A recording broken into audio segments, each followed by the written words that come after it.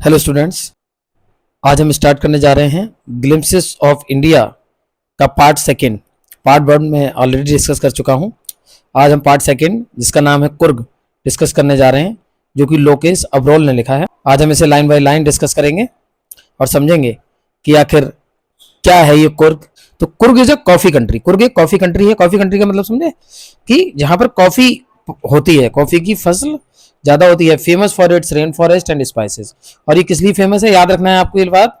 ये rain forest के लिए स्पाइसेस फेमस है और स्पाइसेस के लिए। रेन फॉरेस्ट मीन्स होता है बरसाती वन। बरसाती वन, क्योंकि यहाँ बारिश ज्यादा होती है तो यहाँ के जंगल कैसे हैं, बरसाती हैं। और स्पाइसेस मीन्स होता है मसाले। अब ये है कहाँ, ये देखना है हमें। Midway between Mysore and the coastal town of Mangalore sits a piece of heaven that must have drifted from the kingdom of God. क्या है, मैसूर के और जो कोस्टल टाउन है मैंगलोर का, उसके बीच में क्या है, सिट है, मतलब बैठा हुआ है एक piece of heaven. Piece of heaven का मतलब समझे, स्वर्ग का टुकड़ा। हेवन मीन्स क्या होता है, हेवन मीन्स होता है स्वर्ग, मतलब स्वर्ग का टुकड़ा है। मस्ट हैव ड्रिफ्टेड, और ऐसा लगता है कि वो ड्रिफ्ट हुआ है। ड्रिफ्ट मीन्स होता है कोई खींच कर लाना, जिसे लाया गया है कहां से, किंगडम ऑफ गॉड, ईश्वर के किंगडम से। मतलब कुर्ग एक ऐसी जगह है जो कि ऐसा लगता है कि ईश्वर के किंगडम से आया एक स्वर्ग का टुकड़ा है। This land of rolling hills is inhabited by proud race of martial man, beautiful women and wild creatures. और ये जो लैंड है, ये जो जमीन है, ये जो कि रोलिंग हिल्स की है। रोलिंग हिल्स का मतलब पहाड़ है वहां पर। कैसे पहाड़ है, रोलिंग हिल्स मतलब ऐसे ऐसे इस तरीके के पहाड़ वहां है। मतलब पहला ऊंचा पहाड़, फिर नीचा, फिर नीचा, इस तरीके के वहां पर रोलिंग हिल्स हैं, जहां पर इनहेबिटेड रहते हैं। इनहेबिटेड मीन्स होता है रहना, निवासी है वहां के। कौन है, एक प्राउड रेस। प्राउड रेस मतलब ऐसी रेस मीन्स होता है प्रजाति। प्राउड मीन्स गर्व करने वाली, गर्व करने वाली प्रजाति है, जिनके आदमी मार्शल है। मार्शल का मतलब फुर्तीले, चुस्त चुस्त। मैन है, औरतें ब्यूटीफुल हैं, और क्रिएचर वहां के जीव कैसे हैं, वहां जंगली जीव भी रहते हैं। मतलब ये सारी क्वालिटी कुर्ग की है। अब देखिए, अब इसका नाम आता है कुर्ग और कोडगु। याद रखने वाली बात है, कुर्ग और कोडगु एक ही चीज है, दोनों को नाम दिया जाता है। ये the smallest district of the Karnataka. Karnataka एक स्टेट आपको पता है भारत का, उस कर्नाटका स्टेट का सबसे छोटी डिस्ट्रिक्ट है। एक बात याद करने लायक है ये कि स्मॉलेस्ट डिस्ट्रिक्ट कौन सी है कर्नाटक की, Coorg. Is home to evergreen rain forest, spices and coffee plantation. और ये होम है, मतलब ये कर्नाटका में जो कुर्ग है वो घर है किसका, एवरग्रीन रेन फॉरेस्ट का, मतलब हमेशा हरे भरे रहने वाले बरसाती वनों का, मसालों का, और कॉफी प्लांटेशन का, मतलब कॉफी की खेती यहाँ बहुत होती है। Evergreen rain forest cover 30% of this district. और यहाँ के जो एवरग्रीन रेन फॉरेस्ट हैं वो इस डिस्ट्रिक्ट का 30% एरिया कवर करते हैं। मतलब टोटल 70% में तो अदर चीज है और 30% में एवरग्रीन रेन फॉरेस्ट है। एवरग्रीन मतलब हमेशा हरे रहने वाले, रेन फॉरेस्ट जंगल। ड्यूरिंग द मानसून, मानसून के दौरान, it pours enough to keep many visitors away. मतलब मानसून के दौरान यहाँ इतनी बारिश होती है कि जो विजिटर्स होते हैं, बहुत सारे विजिटर यहाँ से अवे रहते हैं, मतलब दूर रहते हैं, क्योंकि बारिश में कहीं घूम ही नहीं पाते। इसलिए मानसून के दौरान तो विजिटर यहाँ ज्यादा नहीं आ पाते। The season of Joy commences from September and continues till March. जो सीजन ऑफ जॉय है, मतलब आनंद का जो सीजन है, जहां मजे लेने का सीजन है, वो कमेंस होता है। कमेंस मीन्स होता है शुरू होना। सितंबर से शुरू होता है और कब तक चलता है, मार्च तक चलता है। The weather is perfect with some showers thrown in for good measures. यहाँ का जो वेदर है वो बिल्कुल परफेक्ट होता है इस समय, और हल्की बौछारें भी होती रहती हैं अच्छी मात्रा में। गुड मीजर मतलब अच्छी मात्रा में हल्की हल्की बौछारें इस समय होती रहती हैं, तब आनंद आता है। The air breeze of invigorating coffee. यहाँ की जो हवा है वो बड़ी ताजी है, और वहां इनविगोरेटिंग करती है वो हमें। कॉफी की जो हवा जब हम सूंघते हैं, जब हम उसमें सांस लेते हैं, तो वो कैसी करती है, इनविगोरेट करती है। इनविगोरेट मीन्स होता है, वैसे तो इनविगोरेटिंग मीन्स होता है ताकत देना, और यहाँ आप ताजगी का सेंस दे सकते हो कि यहाँ की हवा में एक नई ताजगी, ताकत का एहसास होता है। Coffee estates and colonial bungalows stand tucked under the tree canopies in prime corners. Coffee estate है, स्टेट का मतलब समझ रहे हो आप, फार्म हाउस। कॉफी के फार्म हाउस हैं और कॉलोनियल बंगलो है। कॉलोनियल बंगलो मतलब जब विदेशी शासन था तो उन्होंने अपनी कॉलोनियां बना रखी थी, तो उनके बंगले अभी भी हैं। और वो कहाँ है, स्टैंड है, मतलब स्थित है कहाँ पर, tucked under tree canopy. Tree की जो कैनोपी होती है उसके नीचे, और वो भी कहाँ पर, प्राइम कॉर्नर्स पर। प्राइम मतलब मुख्य कॉर्नर पर ये बंगलो पाए जाते हैं। अच्छा, कैनोपी आपने समझ में आया। कैनोपी क्या होता है, जैसे ये पेड़ मान लीजिए, तो इस पेड़ का ये पेड़ हो गया, तो इसका जो निचला हिस्सा होता है, इसकी जो शेड होती है, छाया, ये वाला एरिया और ये वाला एरिया, ये कैनोपी है। और यहीं पर क्या बने हुए हैं, बंगले बने हुए हैं, जिससे कि छाया रहती है, धूप ज्यादा नहीं रहती। The fiercely independent people of Coorg are possibly of Greek और अरेबिक डिसेंट। और ये जो फियर्सली इंडिपेंडेंट, फियर्सली का वैसे तो मतलब होता है भयानक, लेकिन यहाँ भयानक नहीं कहेंगे, आप पॉजिटिव सेंस में यूज करेंगे, मतलब पूरी तरह से इंडिपेंडेंट है यहाँ के जो लोग हैं कुर्ग के, वो पॉसिबली या तो वो ग्रीक के हैं या फिर अरेबिक डिसेंट है उनकी, यानी मतलब या तो वो उनकी जो जाति है वो ग्रीक से आई हुई है या फिर अरब से आई हुई है। अच्छा, क्यों कहा गया है कि ग्रीक से और अरब से आई हुई है, इसे अब जानेंगे। एज वन स्टोरी गोज, जैसा कि एक कहानी कही जाती है, चलती है, a part of Alexander's army, Alexander की आर्मी का एक हिस्सा move south along the coast and settled here when return become impractical. मतलब जो साउथ में, जैसे मतलब ये जो हिस्सा, तो यहाँ का जो हिस्सा है, ये बताया जाता है कि अलेक्जेंडर की, जब अलेक्जेंडर आया था, अलेक्जेंडर द ग्रेट, जिसने दुनिया पर कब्जा किया था ऐसा कहा जाता है, तो जब उसकी आर्मी आई साउथ में आ गई, तो वो यहाँ से कोस्ट होती है, कोस्ट का मतलब ये किनारा, किनारे पर होते होते जब साउथ में आ गई तो यहीं पर सेटल हो गई, क्योंकि वो जो रिटर्न था उनका, लौटना इम्प्रैक्टिकल हो गया था। इम्प्रैक्टिकल का मतलब होता है अवास्तविक, मतलब लौटना मुश्किल हो गया था, इसलिए वो यहीं रुक गए। These people married amongst the locals and their culture is apparent in the martial traditions, marriage and religious rites, which are distinct from the Hindu mainstream। क्या है कि these people, ये जो लोग थे, उन्होंने शादी कर ली, फिर जब यहीं रुक गए तो उन्होंने यहीं लोकल के लोगों महिलाओं से शादी कर ली। Their culture is apparent, उनका जो कल्चर है वो बिल्कुल अपैरेंट है। अपैरेंट मीन्स क्या होता है? अपैरेंट मीन्स होता है स्पष्ट। कल्चर कैसा है उनका? बिल्कुल स्पष्ट है। In the martial tradition, martial traditions हैं उनकी, जो जो ट्रेडिशन मतलब रीति रिवाज हैं बिल्कुल मार्शल हैं। मैरिज उनकी अलग तरीके की है, उनके रिलीजियस राइट्स भी अलग अलग है। राइट मीन्स भी रीति रिवाज होता है, वो भी बिल्कुल अलग है। रिलीजियस धार्मिक, धार्मिक रीति रिवाज भी उनके अलग हैं। कैसे अलग हैं? Which are distinct from the Hindu mainstream, और जो कि हिंदू जो मेन स्ट्रीम है वहां से डिस्टिंक्ट है, अलग हैं। अच्छा देखिए, हिंदू मेन स्ट्रीम क्यों कहा गया है? क्योंकि जो जो कर्नाटक है, कर्नाटक में लगभग 70% एरिया में, लगभग 70% पॉपुलेशन हिंदू है, लेकिन फिर भी ये लोग उस कल्चर से बिल्कुल अलग हैं, तो ये बिल्कुल मेन स्ट्रीम से अलग हैं। इसीलिए कहा जाता है कि या तो ये अरबिक इनकी डिसेंट है या फिर ग्रीक डिसेंट है। तो ग्रीक डिसेंट तो आप समझ गए। अब अरब वाली देखेंगे, अरब की थ्योरी क्या कहती है? The theory of Arab origin draws support from the long black coat. अच्छा, जो थ्योरी है, जो सिद्धांत है अरब का कि अरब के भी हो सकते हैं, वो कैसे हम समझते हैं कि अरब के हो सकते हैं? वो सपोर्ट करता है कि इनका जो लंबा और जो काला कोट है, लंबा और जो काला कोट जैसे पहन रखा है, देखिए ये देखिए ब्लैक कलर का कोट है लंबा, और आप देखेंगे अभी आगे पढ़ेंगे तो ये एम्ब्रॉयडर्ड बेल्ट है, मतलब ये कढ़ाई की हुई बेल्ट है जो ये बांधते हैं। देखो इसमें लिखा भी है, with an embroidered waist belt bond by कोडेबूज। क्या हुआ? कोडेबूज कौन? कुर्गी लोग। ये क्या करते हैं? ये लॉन्ग ब्लैक कोट पहनते हैं, और उसमें उसकी जो बेल्ट होती है कमरबंद, ये बेल्ट कह लो, वेस्ट बेल्ट, कमर वाली जो बेल्ट होती है वो एम्ब्रॉयडर्ड होती है। एम्ब्रॉयडर्ड का मतलब कढ़ाई हुई हुई होती है उस पर।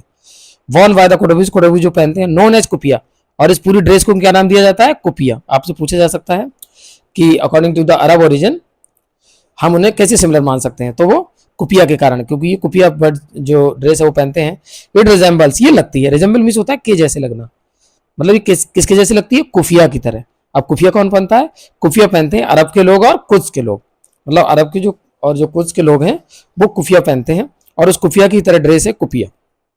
तो बर्ड भी सिमिलर है और उनकी ड्रेस भी सिमिलर है, तो ये कहा जा सकता है कि इनका डिसेंट अरब का भी हो सकता है। अब देखिए, Coorgi homes have a tradition of hospitality and they are more than willing to recount numerous tales of valour related to their sons and fathers. जो कुर्गी होम है, जो कुर्गी घर है, वहां पर एक हमेशा ऐसा ट्रेडिशन रही है, मतलब एक चलन रहा है। किस चीज का चलन रहा है? कि वो लोग हॉस्पिटेबल बहुत होते हैं, हॉस्पिटैलिटी दिखाते हैं। हॉस्पिटैलिटी मतलब होता है मेहमान नवाजी, मेहमानों की ज्यादा रिस्पेक्ट करना, ज्यादा खातिरदारी करना। And they are more than willing, और वो उनकी एक विलिंग ज्यादा ही रहती है। विलिंग मीन्स होता है इच्छा, उनकी इच्छा कुछ ज्यादा ही रहती है कि वो रिकाउंट करें। रिकाउंट का मतलब पुनः याद करें। न्यूमरस, उन असंख्य, मतलब कई संख्याओं की जो टेल्स है, टेल्स मीन्स होता है कहानियां। कैसी कहानियां? वैलोर की कहानियां। वैलोर मीन्स होता है वीरता, वीरता की कहानियां वो बहुत सुनाते हैं, सुनते हैं, जो उनके रिलेटेड है। किन से रिलेटेड है? उनके बच्चों से रिलेटेड है और उनके फादर से रिलेटेड है। जो फादर और उनके बच्चों ने कुछ वीरता के कार्य किए हैं, उन कहानियों को सुनाना, सुनना वो ज्यादा पसंद करते हैं। The Coorg regiment is one of the most decorated in the Indian army. पहली बात तो ये समझ लीजिए, कुर्ग एक रेजिमेंट है, सेना में एक रेजिमेंट का नाम है कुर्ग, और वो सबसे ज्यादा डेकोरेट, बिल्कुल लगता है कि हाँ ये सेना के हमारे जवान हैं। And the first chief of the Indian army general Cariappa was a Coorgi. और ये देखिए कितनी बड़ी बात है कि हमारे इंडियन आर्मी के जो पहले चीफ थे, फर्स्ट चीफ, वो कौन थे? वो जनरल करियप्पा, वो एक कुर्गी थे। इवन नाउ, यहां तक कि Kodavas are the only people in India permitted to carry firearm without a licence. और यहां तक कि केवल कोडावोज यानी कुर्गी लोगों को यह अधिकार है, उन्हें परमिट मिला हुआ है, यह अधिकार मिला हुआ है कि वो कैरी कर सकते हैं, मतलब रख सकते हैं अपने साथ फायर आर्म्स। फायर आर्म्स मतलब हथियार, जैसे बंदूक, गन, पिस्टल वगैरह, विदाउट अ लाइसेंस, बिना किसी लाइसेंस के। अदरवाइज हम लोगों को लाइसेंस लेना पड़ता है किसी भी फायर आर्म को रखने के लिए, लेकिन ये लोग फ्री हैं कि ये बिना किसी लाइसेंस के अपने साथ हथियार रख सकते हैं। तो the river Kaveri obtains it's water from the hills and forest of Coorg. अब एक बात ये देखिए कि यहाँ पर, यहाँ की जो प्राकृतिक कंडीशन कैसी है। तो जो रिवर है कावेरी नदी, कावेरी नदी क्या करती है? ऑब्टेन मीन्स होता है प्राप्त करना, प्राप्त करती है अपने पानी को कहां से? हिल्स से और कुर्ग के फॉरेस्ट से। मतलब कुर्ग में जो जंगल है, उन जंगलों से यहाँ की जो कावेरी नदी है, वो उन जंगलों से और पहाड़ों से क्या अपना पानी प्राप्त करती है। पहाड़ों से जो पानी बहता हुआ आता है वो कहाँ जाकर मिल जाता है? कावेरी नदी में। और देखिए महासीर, ये लार्ज फ्रेश वाटर फिश। अच्छा, कुछ जानवरों के नाम, कुछ पक्षियों के नाम दे रखे हैं, आपको पता होना चाहिए वो, क्योंकि ये क्वेश्चन में पूछा जा सकता है कि कौन कौन से जानवर, कौन कौन से पक्षी का यहाँ डिस्क्रिप्शन दिया गया है। तो you must have to learn that, आपको ये याद करने हैं, जिससे कि आप कोई भी क्वेश्चन आए इससे रिलेटेड आप बता सको। तो क्या है महासीर? क्या है? एक लार्ज फ्रेश वाटर फिश है, मतलब एक ताजा पानी में रहने वाली मछली महासीर पाई जाती है यहाँ। अबाउंड इन, अबाउंड इन का मतलब होता है भरपूर मात्रा में होना, प्रचुर होना। इन वाटर्स में, वाटर्स मीन्स क्या होता है? वाटर अनकाउंटेबल है तो प्लूरल नहीं होगा। ये वाटर्स का मतलब होता है जलाशय, मतलब एक बड़ी क्वांटिटी में पानी की जगह वाटर्स हो जाती है। तो क्या है, यहाँ की जो मछलियां, यहाँ के जो जलाशय है, उसमें भरपूर मात्रा में महासीर मछली देखने को मिलती है। किंगफिशर, किंगफिशर पक्षी देखने को मिलता है जो कि डाइव लगाता है, डुबकी लगाता है अपने कैच के लिए, यानी मछली पकड़ने के लिए। वाइल्ड स्क्वायरल्स, और यहाँ पर गिलहरी मिलती हैं, लंगूर मिलते हैं। ड्रॉप पार्सली ईटन फ्रूट, जो कि पार्सली का मतलब लगभग आधा खाया हुआ, ईटन मीन्स खाया हुआ, फ्रूट मीन्स फल, आधा खाया हुआ फल को क्या करते हैं? For the mischief of enjoying the splash and the ripple effect in the clear water, वो क्या करते हैं? वो क्लियर वाटर में उस आधे खाए हुए फल को फेंक देते हैं, जिससे कि वो आनंद ले सकें स्प्लैश का। स्प्लैश मीन्स जब पानी में कोई चीज गिराई जाती है तो एक पानी का छपाक करके पानी ऊपर आता है, तो उसे स्प्लैश बोलते हैं। और रिपल इफेक्ट, रिपल इफेक्ट जब वो गोल गोल इस तरीके से पानी की लहरें बन जाती हैं, तो इसे रिपल इफेक्ट बोलते हैं। तो इसका आनंद लेने के लिए जो स्क्वायरल्स हैं और जो लंगूर हैं, वो उसमें अपना आधा खाया हुआ फल फेंकते हैं। Elephants enjoy bathing and scrubbed in the river by their mouths. Elephant जो होते हैं वो एंजॉय करते हैं बीइंग बाथ, बीइंग बाथ का मतलब नहाया जाना। उन्हें कौन नहलाता है? माउथ्स, माउथ्स के द्वारा नहाया जाना एलिफेंट एंजॉय करते हैं। और रगड़ रगड़ के, स्क्रब करके, स्क्रब मीन्स होता है रगड़ के, उन्हें नहलाया जाता है, तो उसका आनंद हाथी लेते हैं। यानी यहाँ हाथी पाए जाते हैं। तो कौन कौन सी चीजें पाई जाती हैं? महासीर मछली पाई जाती है, किंगफिशर पक्षी पाया जाता है, स्क्वायरल पाए जाते हैं, लंगूर पाए जाते हैं, और हाथी भी पाया जाता है। तो ये सारे नाम पता होने चाहिए। अब देखिए, the most laid back individuals become converts to the life of high energy adventure with river rafting, canoeing, rappelling, rock climbing and mountain biking. मतलब जो यहाँ अगर बिल्कुल लेड बैक भी अगर कोई व्यक्ति आ जाए, लेड बैक मीन्स होता है, लेड बैक मीन्स होता है सुस्त। यदि कोई सुस्त इंडिविजुअल आ जाए, इंडिविजुअल मीन्स कोई भी व्यक्ति, सुस्त कोई इंडिविजुअल आ जाए, तो वो भी कन्वर्ट हो जाता है, यानी बदल जाता है। किसमें बदल जाता है? Life of high energy adventure. वो भी हाई एनर्जी वाले जो एडवेंचर होते हैं उन्हें करने में मतलब बदल जाता है। एडवेंचर मीन्स होता है साहसिक, हाई एनर्जी, जो हाई एनर्जी मांगे ऐसे साहसिक कार्य करने में। विद रिवर क्या क्या करते हैं वो लोग? हाई एनर्जी वाले या एडवेंचरस कौन से टास्क होते हैं? रिवर राफ्टिंग, नदी में जो गोल सी नाव होती है उसे लहरों में चलाना, रिवर राफ्टिंग हो गया। कैनोइंग, जो रेस वाली नाव होती है पतली वाली इस तरीके की, उस नाव को चलाते हैं लोग। रैपलिंग करते हैं, रैपलिंग मीन्स होता है पहाड़ से रस्सी के सहारे उतरना। रॉक क्लाइंबिंग, पहाड़ों पर चढ़ना। और माउंटेन बाइकिंग, और माउंटेन पर बाइकिंग भी लोग करते हैं। मतलब ये जो टास्क हैं वो लोग करते हैं। Numerous walking trails in this region are a favourite with trackers, और यहाँ पर बहुत सारी वॉकिंग ट्रेल्स हैं। अच्छा, वॉकिंग ट्रेल्स क्या होता है? वॉकिंग ट्रेल्स मीन्स होता है पगडंडी। आप पगडंडी याद कर सकते हो। तो यहाँ पर बहुत सारी वॉकिंग ट्रेल्स होती हैं। वॉकिंग ट्रेल्स है जहां पर ट्रैकर चलते हैं। ट्रैकर कौन होते हैं? पैदल यात्री। पैदल यात्री उनका आनंद लेते हैं, उन पर चलते हैं। फिर बर्ड्स, बीज, बटरफ्लाईज, ये फिर कुछ पक्षियों के नाम हैं, ये भी याद रखने हैं। बर्ड्स, बीज और butterfly are there to give you company. Macaques, Malabar squirrels and langurs and slender lorises keep a watchful eye from the tree canopy. Tree canopy, canopy मैंने बता दिया, पेड़ के छज्जे पर, यानी पेड़ पर बैठकर कुछ पक्षी जो, और कुछ मधुमक्खियां और कुछ बटरफ्लाई आपको क्या करेंगी, कंपनी देंगी। कंपनी देने का मतलब आपका साथ देंगी। जब आप घूमेंगे वहां तो आपके साथ पक्षी भी होंगे, मधुमक्खियां भी होंगी और तितलियां भी होंगी। वहीं कुछ मैकाक्यूज, मैकाक्यूज होता है टाइप ऑफ मंकी, मंकी का एक प्रकार होता है मैकाक्यूज। और मालाबार स्क्वायरल, मालाबार के जंगलों में पाई जाने वाली गिलहरी। और लंगूर्स तो आप जानते ही हो। And slender loris, slender loris क्या होता है, पतला सा मंकी। मंकी की एक प्रजाति होती है जो बड़ी पतली होती है, उसे बोलते हैं। वो क्या करते हैं, वो आपको ट्री की कैनोपी में आप पर नजर रखते हैं। अगर आपके पास कुछ खाने का होगा तो हो सकता है वो आपसे स्नैच कर सकें, छीन सकें। आई डू, हालांकि मैं प्रेफर करता हूँ, डू मीन्स मैं करता हूँ, हाउएवर मीन्स हालांकि, प्रेफर मीन्स होता है वरीयता देना। मतलब जब हम दो काम करने हो तो हम पहले जिस काम को करेंगे, it means we prefer that work, हम उस वर्क को प्रेफर कर रहे हैं। To step aside for build elephants, अगर मुझे जंगली हाथी मिल जाते हैं तो मैं क्या कर देता हूँ, स्टेप असाइड हो जाता हूँ, मतलब बच जाता हूँ। अब क्या है, the claim to the Brahmagiri hills brings you into a panoramic view of the entire misty landscape of Coorg.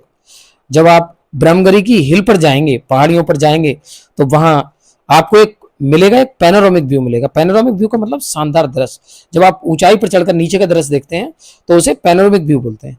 Panoramic view मिलेगा देखने को, जहां से आपको पूरा, इंटायर मीन्स होता है संपूर्ण, मिस्टी लैंडस्केप, जो निचला जो हिस्सा होता है जमीन का, जो कि धुंधला सा नजर आता है। जब हम बहुत दूर का देखने की कोशिश करते हैं, सामने कुछ ना हो और बहुत दूर हम देख सकते हो, तो हमें ऐसा लगता है कि हल्का धुंधला सा है, तो वैसा ही सीन आपको दिखेगा।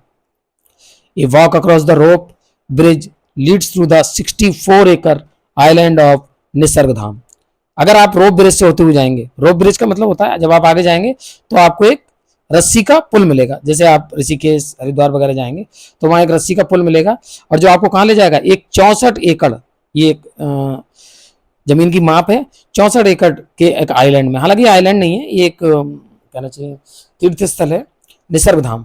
आप वहां पहुंच जाएंगे। आप इस जो रस्सी के पुल से होते हुए जाएंगे तो आप निसर्गधाम एक आइलैंड में पहुंच जाएंगे, जो कि running into Buddhist Monks from India's largest Tibetan settlement, जो कि भारत के सबसे बड़े तिब्बतियन सेटलमेंट, जहां बुद्धिस्ट मॉन्क्स रहते हैं। बुद्धिस्ट मॉन्क कौन होते हैं, बुद्धिस्ट, बुद्ध धर्म को मानने वाले साधु संत वहां रहते हैं, तपस्या कर रहे होते हैं। And nearby Bylakuppe is a bonus, और ये सब चीजें आपके लिए बोनस के रूप में होंगी। मतलब कुर्ग में तो आप आनंद लेंगे ही, आपको बहुत सारे आनंद आएंगे, लेकिन फिर भी जब आप यहाँ पहुंचेंगे तो आपको यहाँ एक बोनस के रूप में साधु संत मिलेंगे। और क्या मिलेगा, the Monks in red occur and yellow ropes. Ropes means होता है ढीले कपड़े, जो कपड़ा हम लपेट लेते हैं वो रोब्स कहते हैं, और वो लाल रंग के होंगे, हल्के गेरुआ कलर के होंगे और येलो कलर के होंगे। उन कपड़ों में आपको मॉन्क्स मिलेंगे, मतलब वो साधु संत मिलेंगे जो तपस्या कर रहे होते हैं। आर अमोंगेस्ट, और वो किन के बीच में होंगे, मैनी सरप्राइजेस, उन साधु संतों के साथ बहुत सारे सरप्राइजेस भी आपको मिलेंगे। दैट वेट, जो इंतजार कर रहे हैं कि उन्हें कोई खोजे, discovered by visitor searching for the heart and Saul of India. ऐसे कोई व्यक्ति, ऐसे कोई विजिटर आए जो उन्हें खोजे, जो कि ऐसे विजिटर जो आए जो कि भारत के हार्ट और साउल को खोज रहे हो, वो आए और वो उन सरप्राइजेस को खोजें right here in Coorg, Coorg में आकर।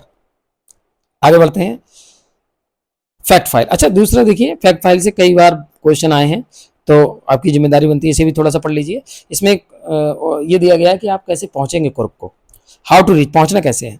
तो मदिकेरी एक डिस्ट्रिक्ट हेडक्वार्टर है, कहाँ का, कुर्ग का डिस्ट्रिक्ट हेडक्वार्टर कहाँ है, मदिकेरी में। तो is the only gateway to Coorg, वही एकमात्र रास्ता है कुर्ग के लिए। द मिस्टी हिल्स, वहां पर धुंधली सी, मतलब ऊंची ऊंची पहाड़ियां मिलेंगी, लस फॉरेस्ट, घने जंगल मिलेंगे, कॉफी प्लांटेशन मिलेगी, will cast a spell on you, और वो क्या करेंगी, आप पर एक जादू डाल देंगी। कास्ट मीन्स होता है फेंकना या डालना, स्पेल मीन्स जादू, ऑन यू मीन्स तुम पर।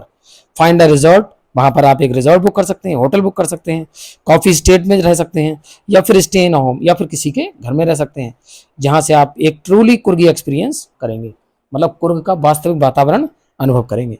अच्छा, अब आपके जाने के तरीके बताए गए हैं, 3 तरीके बताए गए हैं। या तो आप बाय एयर जा सकते हैं, बाय रेल जा सकते हैं, और बाय रोड जा सकते हैं।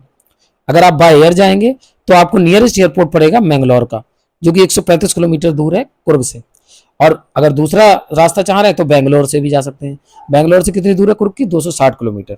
There are flights to Mangalore from Mumbai, और मैंगलोर पहुंचने के लिए मुंबई से फ्लाइट है, और बेंगलोर पहुंचने के लिए तो आपको सब जगह से फ्लाइट मिल जाएगी, अहमदाबाद से भी, चेन्नई से भी, दिल्ली से भी, गोवा से भी, हैदराबाद से भी, कोची, कोलकाता, मुंबई एंड पुणे, कहीं से भी जाएं आप बेंगलोर तो पहुंच ही जाएंगे। लेकिन मैंगलोर पहुंचने के लिए मुंबई से। रेल से जाएंगे आप तो ये याद रखना है, एयरपोर्ट, नियरेस्ट एयरपोर्ट कौन सा है, नियरेस्ट रेलवे प्लेटफॉर्म कौन सा है। तो नियरेस्ट रेलवे कौन सा है, मैसूर, मैंगलोर और हसन, ये तीनों बिल्कुल पास पास में है। अगर आप ट्रेन से जा रहे हैं तो ये इससे पहुंच सकते हैं। अगर आप रोड से जाएंगे तो 2 रूट है। पहला रूट क्या है, 2 रूट्स हैं कुर्ग के लिए, बेंगलोर से होते हुए जाया जाता है। Both are almost the same distance, around 250-260 kilometre. मतलब दोनों जो रोड वाई जो रास्ता है वो दोनों की जो डिस्टेंस है वो लगभग बराबर है। पहला रूट तो मैसूर होते हुए है, मोस्ट फ्रिक्वेंट वन, और ये सबसे ज़्यादा फ्रिक्वेंट है, मतलब ज़्यादातर लोग इसी रूट से जाते हैं। द अदर रूट इज बाया नीलमंगल, कुनिगल और चरण नारायण पटना होते हुए आप पहुंच सकते हैं। तो मेन रूट कौन सा है, मेन रूट वही है बेंगलोर से मैसूर होते हुए। मुझे उम्मीद है ये चैप्टर का लाइन बाय लाइन डिस्क्रिप्शन आपको समझ में आया होगा। फिर भी यदि कोई वर्ड, कोई भी कॉन्सेप्ट आपको समझ में नहीं आए तो आप क्वेश्चन पूछ सकते हैं, कमेंट कर सकते हैं। We shall try to answer